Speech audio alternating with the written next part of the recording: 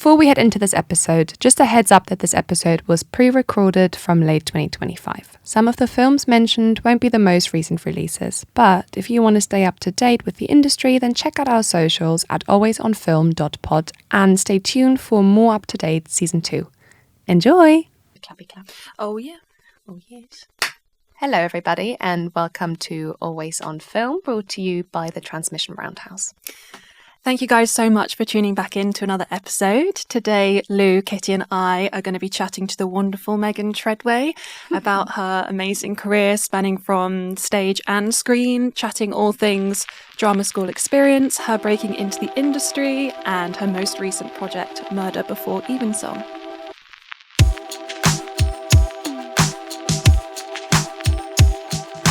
Thank you so much for joining us here today. Having me. It's a beautiful sunny day. Yeah, it's actually such a nice day today. It's very welcome, isn't it? It's lovely. I was like, need this for the start. Perfect. Yeah, so we sort of start every episode with just some like gentle starting questions. Ease me in. Yes, exactly. Yeah, just a little warm up, you know. Yeah. So what have we all watched recently? Have we watched anything good? Been to the cinema lately? Or just on, streaming? Yeah. I mean, me and Kitty yesterday went to see The Long Walk, the Stephen King adaptation. Yeah. Very intense film. Was it? Very intense film, yeah. It was one of those movies where I don't think I'll ever watch it again. Because it was too much. It's not, it's like because Stephen King, right? And it's so violent and it shows it so much that the movie itself I loved and I really enjoyed, but I was like, I don't think my stomach can do that again. Yeah. Interesting. But the performances in it, phenomenal. Oh, yeah. I feel that way about Marriage Story. Oh, yeah. Okay, I yeah. can never watch it Yeah. again, but the time that I did watch it You were like, impacted me. Yeah. Yeah. That is honestly true. Yeah. Yeah, that Yeah. movie has Yeah. so much emotion to it. It's so raw and like vulnerable. Yeah. And the performances are so good in The that. performances Yeah. are so good. Breathtaking. And it's just quite close to home. Yeah. For a lot of us, isn't Yeah. it? Yeah. It's so it's very honest. real. Yeah. Yeah. Yeah, I Whereas- think that's the only part that I guess I This could go... wasn't very real. No, I hope Long Walk. not. But I spent, like, the performances were amazing, so it was like partly I'm crying because of the acting, and then I'm also crying under my jacket, hiding. Yeah, I no. just was like, Luelle, tell me when it's over. No, there's this one bit that's just quite harrowing, and I've read the book, so I knew the outline and I kind of knew what was coming. So that I literally turned to Kitty and I was like, you need to go under your jacket right now. Yeah. Do not look. Retreat. Yeah, retreat. That's good. Exactly. I didn't even know Really it good. was a book Yeah. before it was a film. Stephen King. Oh, Stephen King. Yeah. Oh, interesting. Yeah. But I didn't know the director is the same guy who did The Hunger Games. Yeah. Which I didn't Which clock. shows. But is it Yeah. more brutal than The Hunger Games? Yes. Like more... Yes. Wow. I saw Zootopia last night Ah! for the first time. Yeah. That's really good. Is it? That's a That really is good fun. film, yeah. That is fun. Yeah. I enjoyed that. I've never seen it before ever. Yeah. Anything you've seen recently that you really enjoyed? Yes, I'm such a big TV girly. Yeah. I love TV. And last night I started 9 Bodies in a Mexican Morgue. Have you heard of this? No. Guardian gave it 5 stars, and I was like, okay. Good review. And it's quite interesting because it starts on day 9. The whole series opens on day 9, and then you work back. So it's so like backwards it track. teases you very well. But Ooh. a lovely, lovely actress I know called Lydia Wilson is in it, and Yeah. I just think her work is phenomenal. So I thought wow. I'd give it a watch. So I'm only 2 eps in, Yeah. but it's quite See, intriguing. I'm actually looking for something new to watch, so Okay, I might give that a shout. And I haven't watched it yet, but I've heard House of Guinness is really good. You were just talking about that I was earlier. desperate to watch it yesterday. Yeah. I had issues with my Netflix. It ruined my whole day. Yeah, sorry, I was I mine. couldn't start it. I got Heard it's home, good. from the long... I was going to watch that as well, and I was like, I'll get home from the Long Walk and watch that. I was like, no, actually, I watched She's the Man, because I was like, I need to get over this. Something a bit light. I know, it's Is like that The Shakespeare. yes, the Yeah. 12th Night? Yeah, exactly. Channing We talked about this Tatum. in our last What a film. episode. love that film. It's so good. good. Yeah. It's great. So funny. It never yeah. disappoints. But it just, I needed to like not think about Stephen King. Yes. Yeah. Damn. Fair enough. I'm Yeah. scared of this film now. No, do watch it. It- It is really Who's good. the main actor in it? It's Cooper Hoffman Okay. and David Johnson. Okay. And they're phenomenal, both Really? of them. And Yeah. Mark Hamill. Mark Hamill, of course. And Hello, he- Luke Skywalker. Absolute ledge, Mark Yeah. Hamill. He came on and Yeah. Luelle just went, Luke Skywalker. Yeah. Big Star Wars fan, Just so I've very had a little good. freak out. I was like, oh my Yeah. God, hello. Wow. Yeah. Yeah. So, do you have? This is a hard question, I know, but do you have any favourite films? Yes, I do. The Fifth Element Oh, is one of my okay. favourite films of all time because it just encaptures everything that I love about my job. It's so, of its time, it's so wildly imaginative.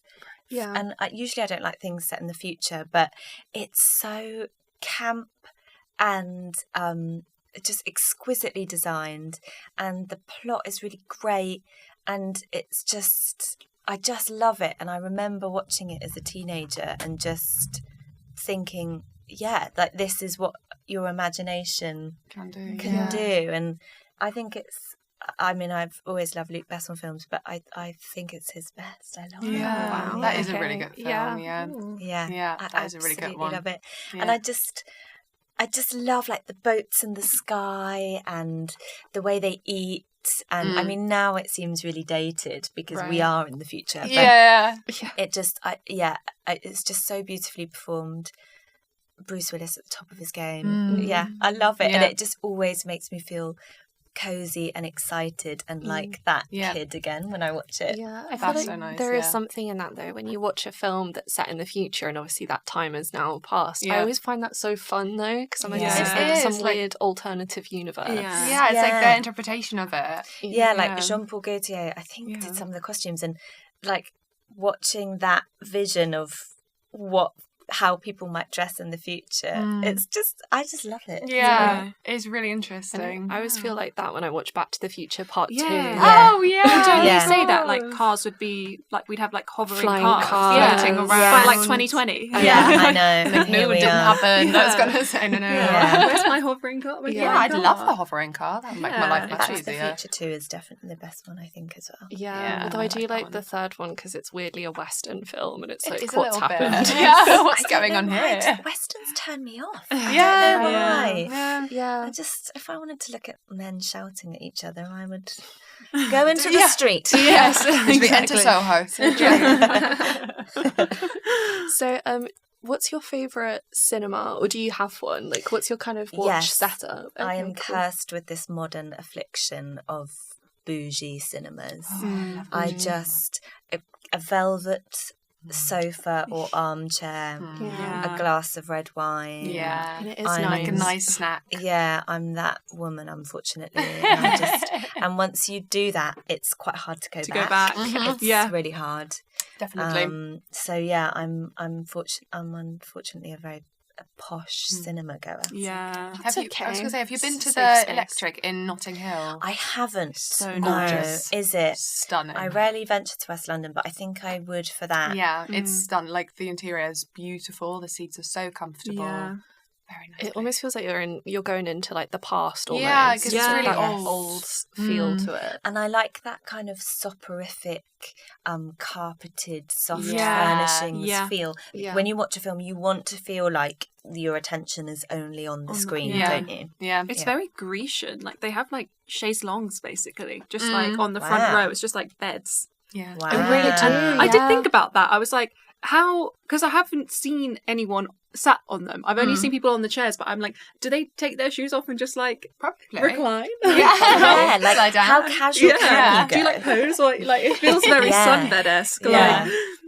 True. But unfortunately, I also like a cheap cinema, so that's the tear. Yeah. There used to be a great cinema on in Catford Broadway that's just shut now, but on I think on a Monday it was £5. Wow. Nice. It was Peckham-plex, that used to have cinemas in Peckham, $5.99. Like, Stepney Green's Yeah. got what's that cinema called in Stepney Green? That's like bougie and cheap, actually. So it's and cheap's a good. Best of beautiful both marriage worlds. of the two. yeah. Yeah. And then I guess our last like icebreaker question is: do you have any hot takes? Is there an underrated, overrated film that you think of that? I was thinking about this on the way here. There is an overrated film, but I've only recently ventured into the world of press and PR, and my agent was like, "Whatever you do, don't slag anyone off." Oh my God. So We'll do an underrated one then. Yes, Yeah. Let's do okay. yeah. What I will say is the overrated film I'm thinking about, a lot of people loved, and I could see that it was a good film, but again, it was just lots of men shouting at each other. Which I've experienced a lot in my life, and I just don't particularly have the interest to take my imagination there when I can see it whenever I want. Yeah, that's fair. That's fair. But we need something else. Yeah. But the underrated film, I loved this film growing up. A lot of my favourite films are from when I was a kid, called The Horse Whisperer. Did you watch it? Wait, that's weirdly... Rings a bell. I was going to say it rings a bell. Well, it's Robert Redford, and I think that's why it's on the mind, because obviously he very recently departed this mortal realm. And it's him, it's Kristen Scott Thomas, and it's a young Scarlett Johansson. Wow. And she falls off her horse and has this debilitating injury, and he helps her and the horse, I think. Yeah. Kind of just recover, and starts this romance with Kristen Scott Thomas, and it's so hot. Yeah. It's so hot, but it's also very pastoral, and it's just it's very American. There's so much subtext, and me and my sister just used to be allowed to watch it on a rainy day. And that's so nice. I've been meaning to watch that. I've never gotten around to it. But it's on my list. I haven't watched it in recent years, and I hope it stood the test of time. Yeah. Just as good. Yeah, I hope so. I hope it's still legit. But I mean, Robert Redford, what an absolute babe. Yeah, absolutely was. Yeah. So well, okay, so knowing that you've now entered the industry and you're in the industry working, has that been something that you've always wanted to do, or was there like a moment that you remember where you were like, that kind of solidified your passion for acting, for film, theatre, TV, or was it kind of just like you always knew you wanted to do it, and then once you got to the point where you were able to, you were like, that's what I needed? Yes. I did always know I wanted to do it, and I don't know if that was because of the messaging that I was given as a child, like, oh, you're such an actress. I don't know. I don't know why. You're like, okay, I'll make a career out of that. Okay, sounds safe. Yeah. And so I did always know, and then I wasn't particularly involved in a lot of that as a hobby until I was about 14. And I remember my mum saying to me, look, if you want to do this, and if you want to go to drama school, and if you want to do this as a career, like you need to start doing it. And then it very quickly changed from this like pie in the sky dream to me going to youth theatre and so that kind of didn't really kick off, and maybe a bit later, like 15, 16, and then it was like my life, and I did it all the time. But I don't think I thought I could do it. I think I knew it was my dream, but I didn't necessarily, and I knew I wanted to do it, and something felt in my gut that I had to, but I don't think I necessarily thought I could. Yeah. And I tried for drama school twice, and the first year I didn't get in, and it devastated me. I was going to say, It absolutely devastated me. And then the second time I got in, and then once I got to Central, I think I was like, it's happening now. It's happening. There is absolutely, it's happening, and I'm going to do it. Very intimidating, right? Like, especially facing rejection early on with drama schools and stuff. I think there's a lot of people with those stories. Yeah. And like having, I guess, the belief in yourself that like that doesn't define you, and you can still, look at what you've done now. Look at what you've achieved now, right? Like, it's so impressive that you can like face those rejections and be like, that doesn't define who I am, and I still want to do this, and that is still my love and my passion, so I am going to continue. Yeah, that's the goal. That is the goal. But it can be tricky, and I think it's often I hear these stories of actors of like, and my teacher said you should do this, so I showed up to the audition, and then I was next Doctor Who all of a sudden. And it was never like that for me. I always felt like I had to work really hard, and I didn't really understand myself or acting, how it worked, and I think that's been a much longer journey than the 3 years that I spent at drama school as well. So your time at Central then, was there, like, do you have some fondest moments? Do you have some biggest challenges that you overcame? Was there some surprises maybe that you learned about yourself or the craft of acting, or kind of the approach to acting that maybe you didn't realise was a thing beforehand? Yeah, it was a very rigorous training, and I remember having a lot of feedback. And that first year, I was quite confident, I was quite secure, and I think I thought I was quite good. Yeah. And that completely changed in second year. And I just was like, I'm terrible. And I don't know what I'm doing. Yeah. And then I sort of struggled through to the end of it. So I think I look back at that time, especially now I sometimes teach actors at that stage. I think I look back at that time realising that I was doing the best with the tools that I have, but a lot of that feedback I just didn't understand. Yeah. I don't think I had the confidence to say I don't agree sometimes. And it was great. And the main thing that I'm super grateful to for Central especially is the way it's taught me how to be in a rehearsal room. And I think that course, I did this course called CDT at Central, which is about collaborative and devised theatre. And I think it's given me a real ability to be in a rehearsal room. And it gave me my relationship with a theatre company called Complicité that I now have, which is so important to me. So it gave me some really important things, and it taught me so much.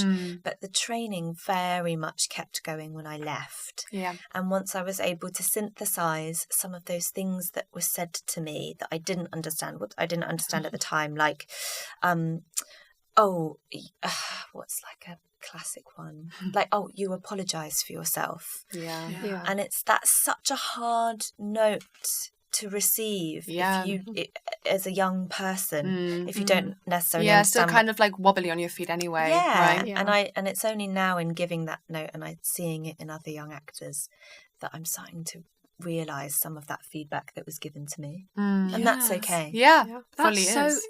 Interesting. Like, especially like going back and having that new perspective and having worked in the industry since, do you feel differently about the drama school curriculum, or is there anything that you tell these young actors differently to how you were, having experienced the industry side since?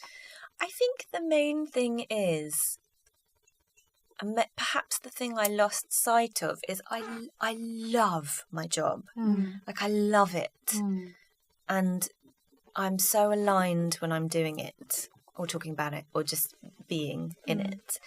And I think that I forgot that that's the reason I chose that path, because I love it and it's fun. And I was working so hard to try and get things right, or I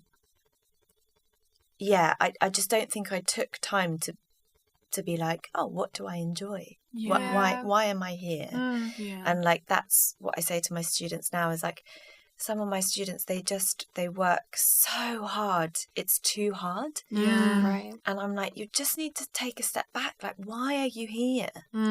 Because not all of you will become actors. And not all of you will have be dealt a fun hand here.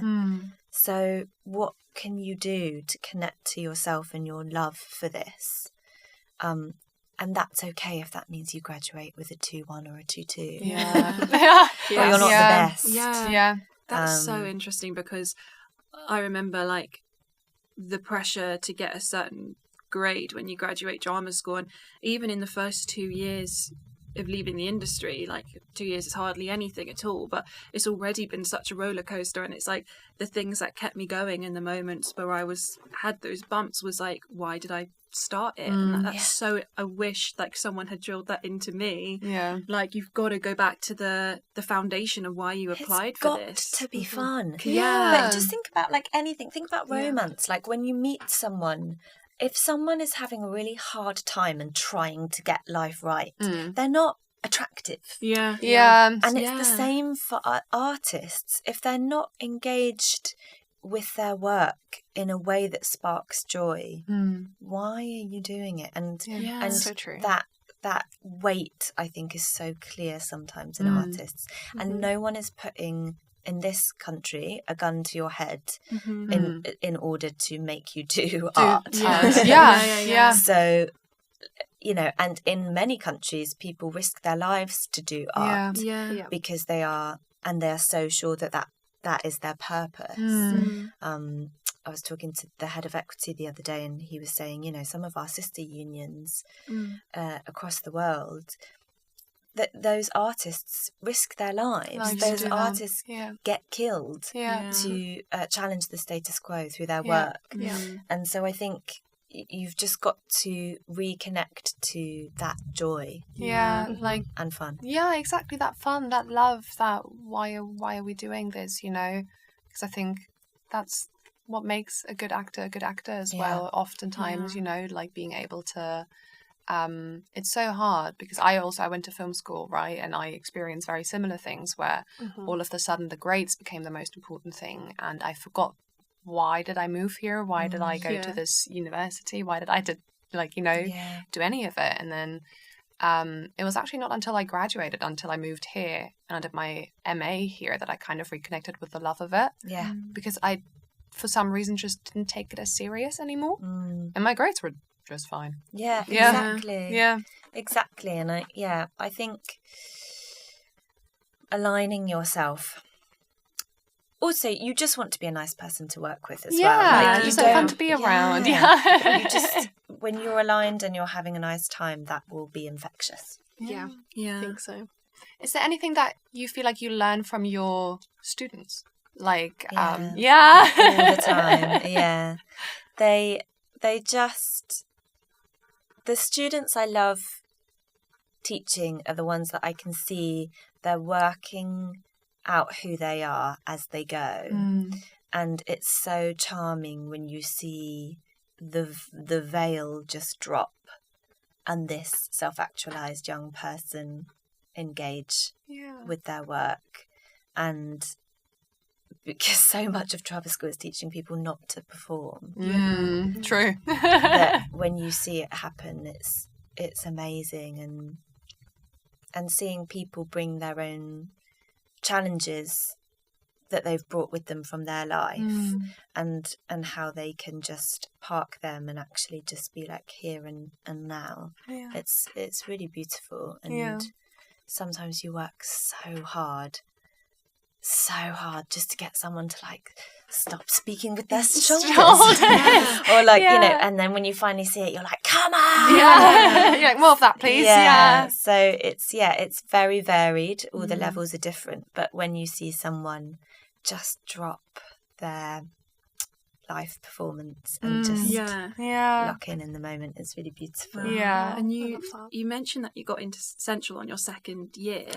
Was there anything that you worked on in that year of trying again, that maybe in your personal development or in your craft, that you think hired your chances? Or I did do some workshops and some courses at home in Bristol, where I'm from, to kind of help engage with that. But I also lived my life. Life experience. I kind of made mistakes, and I worked all the time in this bar with like people in their 20s, which I thought was the coolest thing in the world. And I also got very ill. I had glandular fever, and I was really unwell for a long time, and so I just sort of lived, and that I think was important. I don't think I probably got any better as an actor. I think I lived. And that probably came across in your performance. I was going to say, I hope so. It's a similar topic. We recently had another guest on, and she was also talking, she's part of the Artful Dodger on Disney. She was also talking about growing, and how much personal growth and like growing as yourself, motivates you and brings you back to your character in a way, when you then go to professional sets, etc. So I do think like actors thrive on life.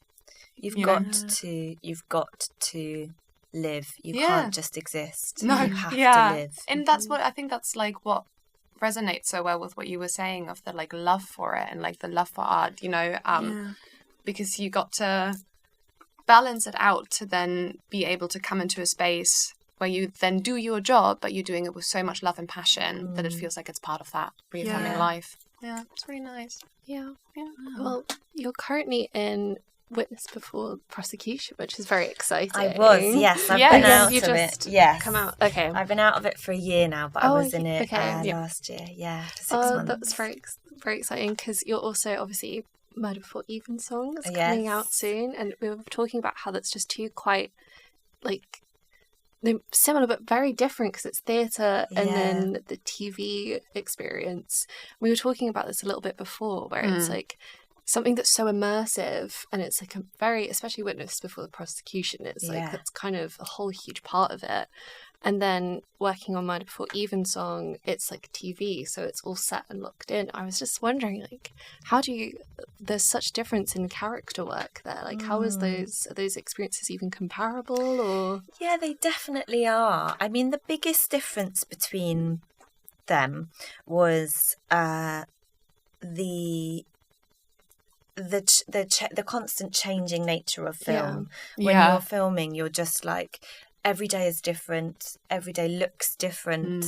You're on different locations, you're quick, you have to deliver very quickly. And Witness was my first job in a while, where I'd done a 6-month stint of doing the same thing 8 times a week. Right. And actually before Witness, it had been a while since I'd done theatre. I'd been doing some kind of bits and bobs, mainly in TV comedy. And so my work had looked much more just like show up, do a few weeks here or there, and just deliver. And so that stamina that Witness required was a lot for me. Yeah. And that part, Remain, is this kind of big, amazing femme fatale, but she's quite hysterical. Like it's a big it's a big emotional journey. And so I had never done that before. I'd never had to go in to work and bawl my eyes out every day. And so like that was a big learning curve for me. And then the filming just looked very different, but I did probably do the most prep on the filming that I've ever done with a TV job before. Which looked a lot more similar to a theatre process. So interesting. Yeah, because you mentioned sort of rehearsal experience a little bit, and I was wondering, because I feel like a lot of TV, they're leaning into a little bit more of how theatre productions rehearse a little bit more. But how was that process for you for Murder Before Evensong?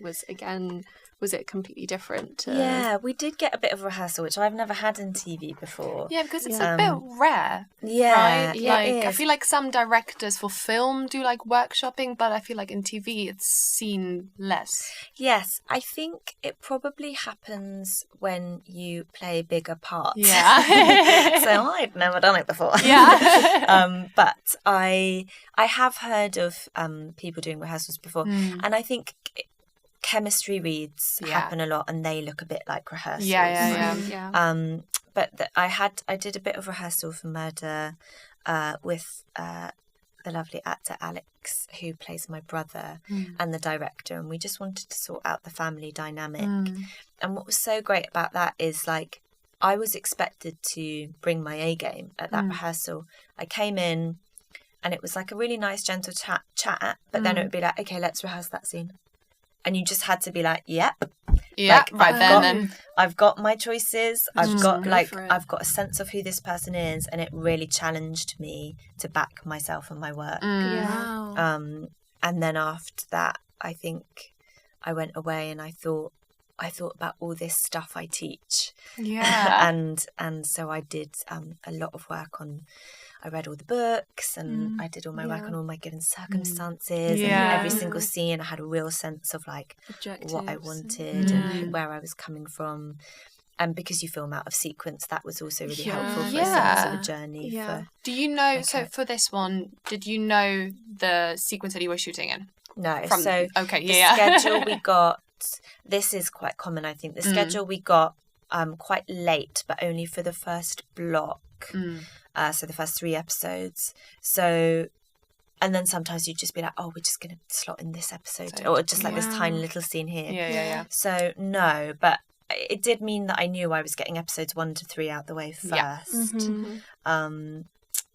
But it was also all filmed in the Midlands. So it was great because every time I'd go up there, I'd get this whole train journey to just kind of get into the world. That's and nice. Look at all my notes and learn my lines for the next day. Yeah. And just, so yeah, that was lovely. How do you approach lines? I mean, I think like theatre is very different from film, right? In theatre, you have this gigantic chunk of lines that you need to remember on a daily basis, and it almost, you know, you did it 6 months, 8 times a week. It's in your brain at that point. Yes, and I think when you rehearse, it goes in quite a bit as well. Yeah. Like, I'm not someone who can show up off book. Like, I need to have rehearsed it and workshopped it. Yeah.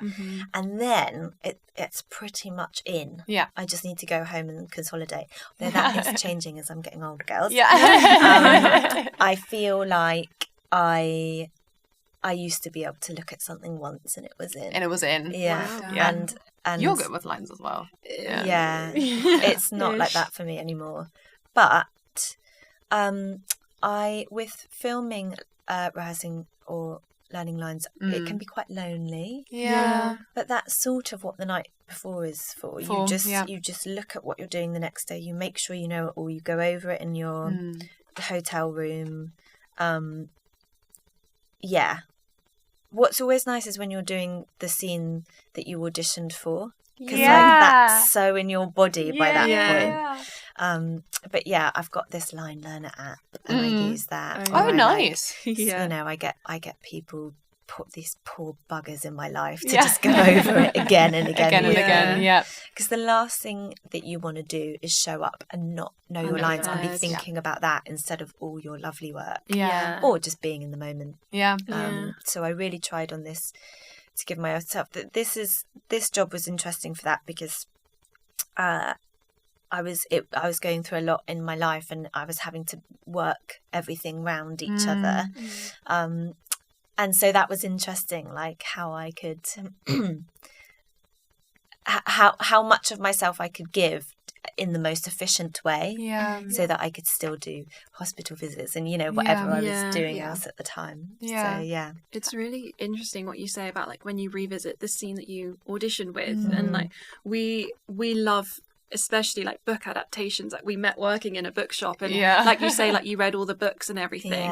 From like your first initial impression of the character, having read it and then auditioned for it, doing your own take, to being cast and then filming. Did your perception and your idea of your character change heavily once you'd got to set and met the cast and the crew? It didn't change heavily. It did. I did have to, in that first kind of week of filming, the director pulled me to one side and said, we have to make sure she's likeable. She's this. I was like, oh, sorry. Roger that. Because I'd done a lot of work before I even had the audition. I managed to listen to the first book, and she's very heavily present in the books. And so I had this sense of who she is, and then before the recall I'd managed to listen to the second book, and then I used the books a lot for my work before we started filming.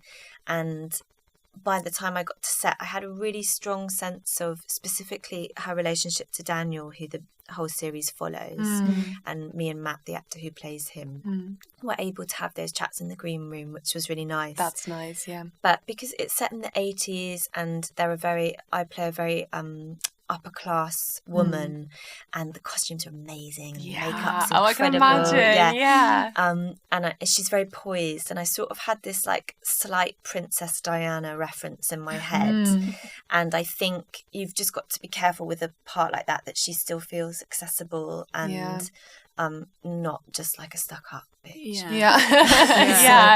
I think after my first couple of one of our first scenes that we filmed. Is this boring? Should I tell them? No, we love please. this. Okay. Please, yeah. I don't want to be that actor that's just like industry. No, industry please, anecdotes. we love it. One of the first scenes we filmed was an interview scene where Neil, the detective played by Amit Shah, is interviewing everyone after this murder has happened, and so almost everyone was in, like numbers like 1 to I don't know, 15 must have been in on that day. Wow, yeah. And the way they filmed it is they just kept the camera rolling, and we all had to walk into this huge, big, like hall, which is supposed to be our home. Yeah. And sit on the couch and answer questions by the detective. And they were like, we're just going to do it. Like, you come in, then one of you leaves, next come in. And they were calling next. And so the whole film crew was there. The director was there. Everyone was there. And, you know, all these amazing actors that I know from the telly were there. Yeah. Oh my gosh. Everyone was so nervous because it was sort of like you just never get that in telly when you're all together. All seeing each other work. And you're all sort of doing the same scene, but from your character's perspective. God. And it was that day that I think I just got a bit stiff, and he was like, just make sure that she's, you know, likeable. Yeah. But it was quite nerve-wracking. Yeah, I can imagine. But everyone was nervous, and that was the lovely thing to remember. I was going to say it must feel like a bonding experience almost, you know. You're all going through that, you're all acknowledging that you share the nerves, and you know, you've all still and at the same time, like, it's your job. Go in and do feel it.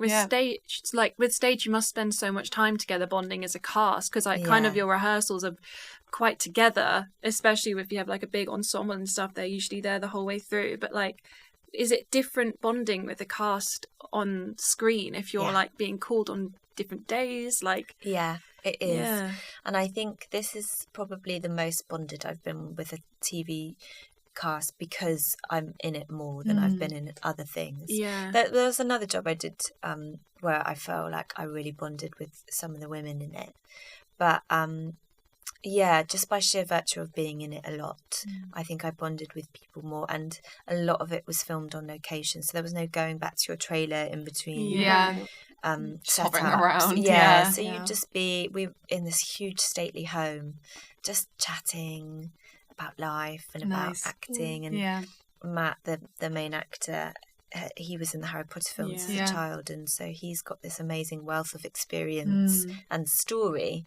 And so it became, because we're best mates in the thing, like we developed this really lovely platonic kind of chemistry that we wanted to find between our characters by also getting to know each other as so nice. Individuals. Yeah, so that's interesting. so nice. You often hear, like, when people get cast with other people, the directors or the crew are like, can you go out for dinner? Can you guys hang out, please? I think in One Day, I know you're in One Day, but I think I saw an interview where like Leo and Ambika had to like meet up loads before shooting even started to like get that friendship going that the characters like kind of started with. That was a lovely job actually, because that was we were again all on location, so we all, for that week, I just filmed for a week, we were just all in every day together, sitting around this big table waiting to film in this big fake TV studio.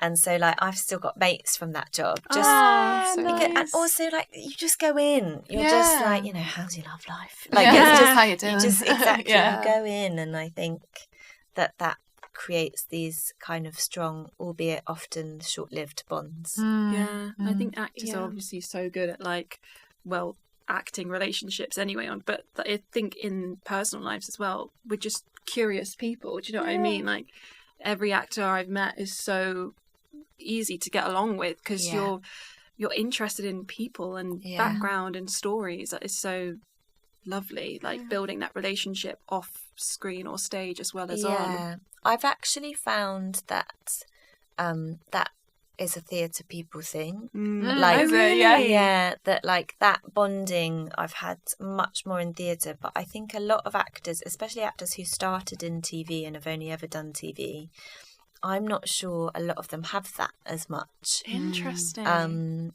I think very different worlds. And I think it can be very lonely being like a number one, or, you know, especially if you're young and there's a lot of pressure on you. Like, I know in One Day there was so much pressure on those two. And they were in every single scene. So it was just relentless.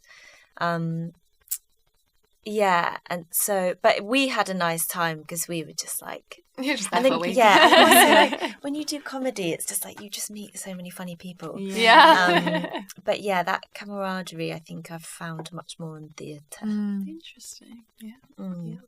Do you have, like, speaking, then you've done comedy and now you're doing a crime genre, do you find that kind of specific genre in sort of projects exciting to do as an actor? Does it, like, give you something to, I don't know, hone in on? Or... Yes, I think, like, understanding the genre is always a really tricky part of auditioning, because sometimes it's not clear in the material you've been sent.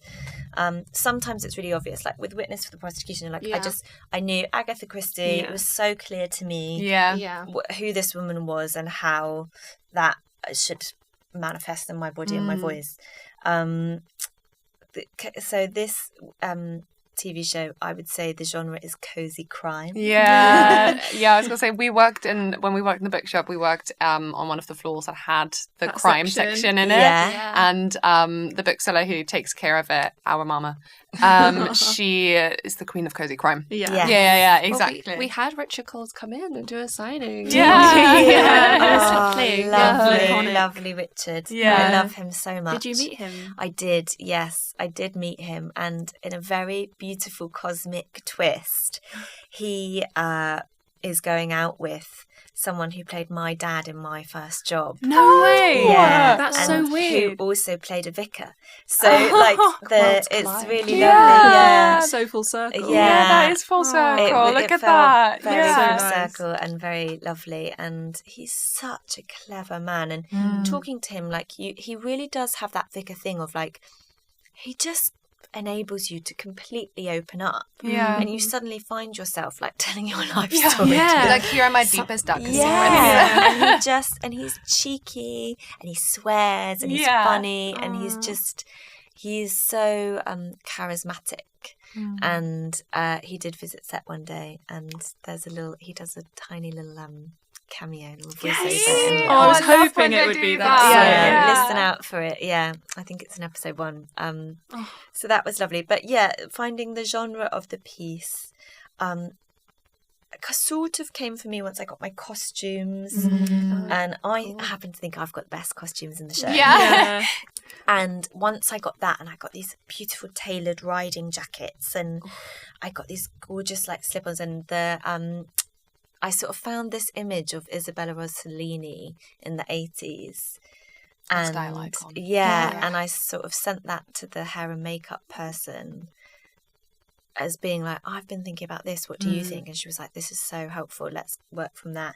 And then so I gave that to the costume designer as well, like, I've sort of been working with this, is this in your remit? And she was like, yeah, we can definitely. So I got like all these amazing like waist-high trousers and slingbacks. Nice. So cool. Nice. So then once I got that, I was like, okay, this is helping me realise that the genre is a bit more formal than I'd realised.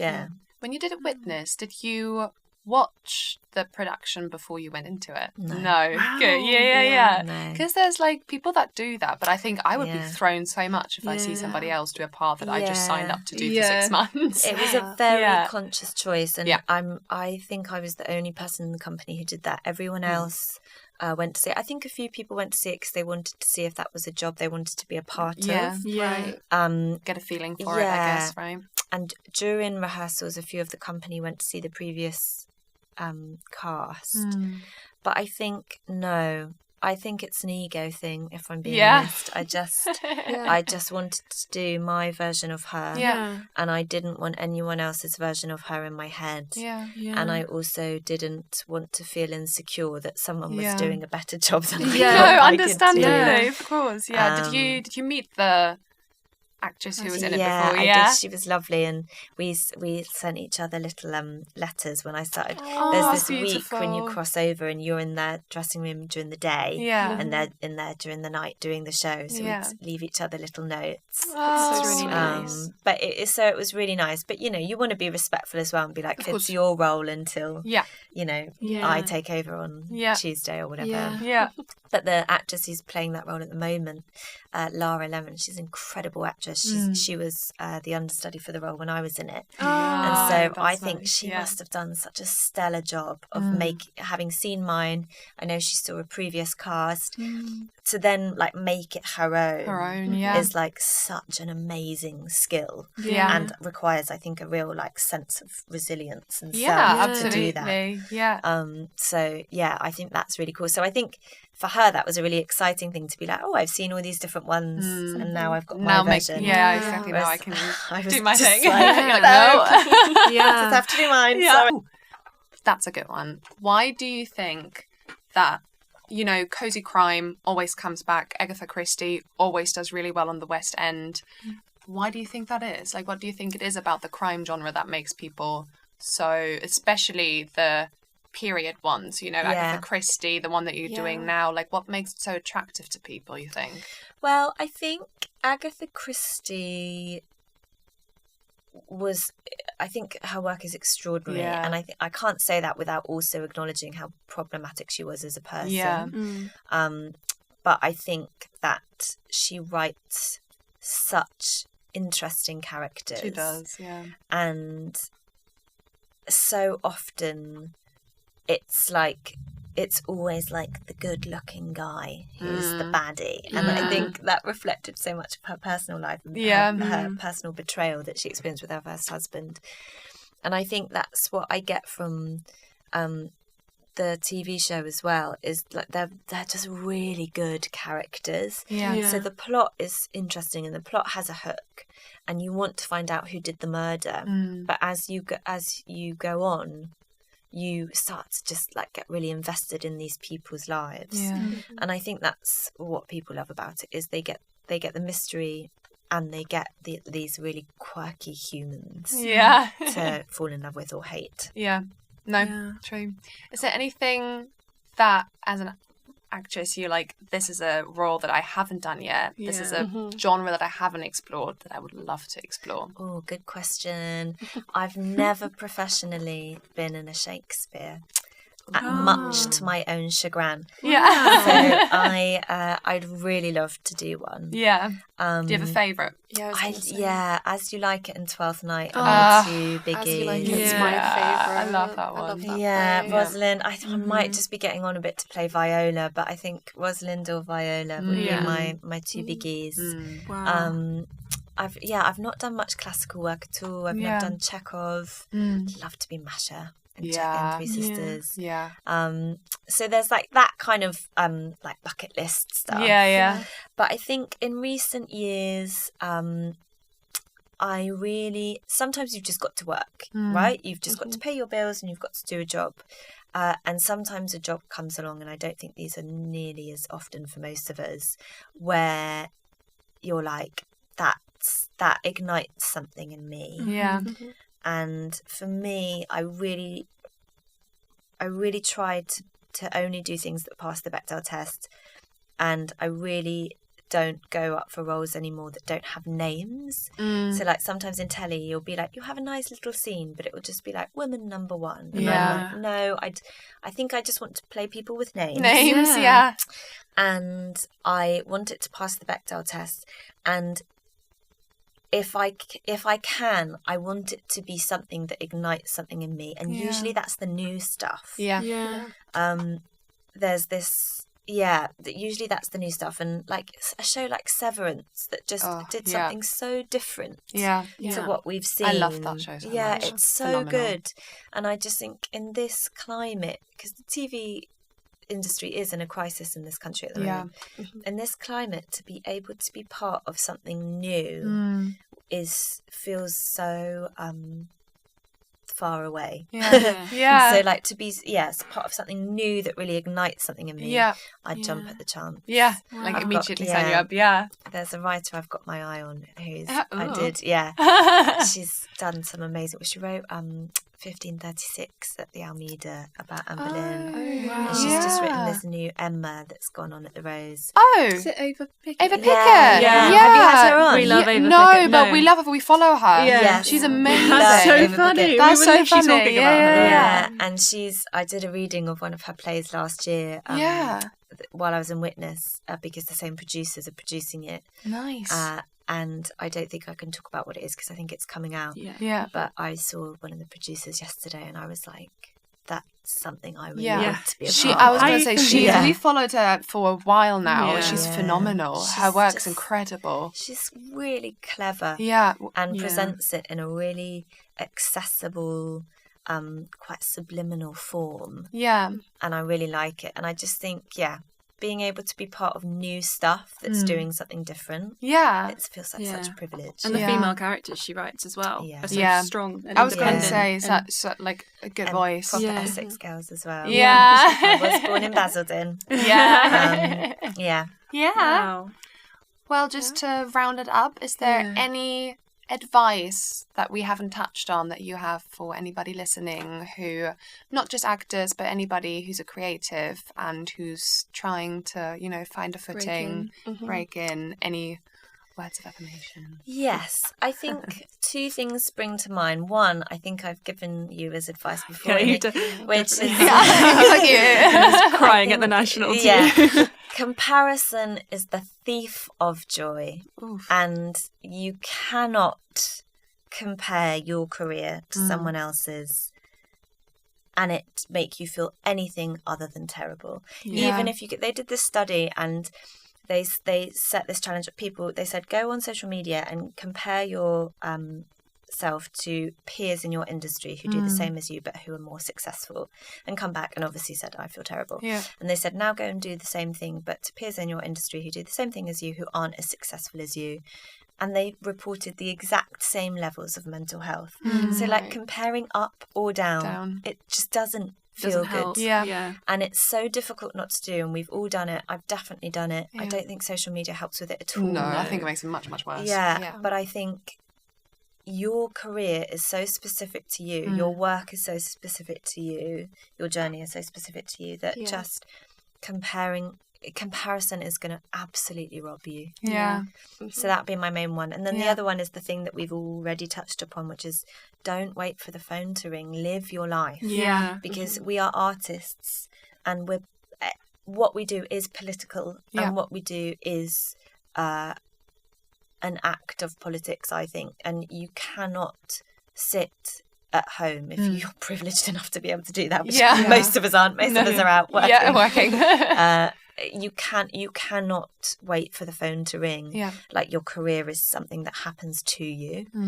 Like, you have to live life because if you can gather the money to go on holiday, or to go and see a play, or to go to an art gallery, or to go travelling, or whatever it is that you need to do to make yourself feel alive, that is going to be so important to your artistry. That's wonderful. so true. Thank you. Thank you so much. Amazing advice. Well, thank you so much for coming on the podcast. Thanks for having me. Thank you. My first poddy. Woo! That's so exciting. And congratulations on everything. Murder Before Evensong. we Can you tell us when it comes out in the UK? Channel 5 in October. I don't know the exact date yet. And it's out in the States as of today. So Look exciting. at that. I was going to say, by the time that this drops, it's probably out. It's probably already. Find it on Channel 5. Channel 5. Exactly. Thank you so much. Thank you. Yeah.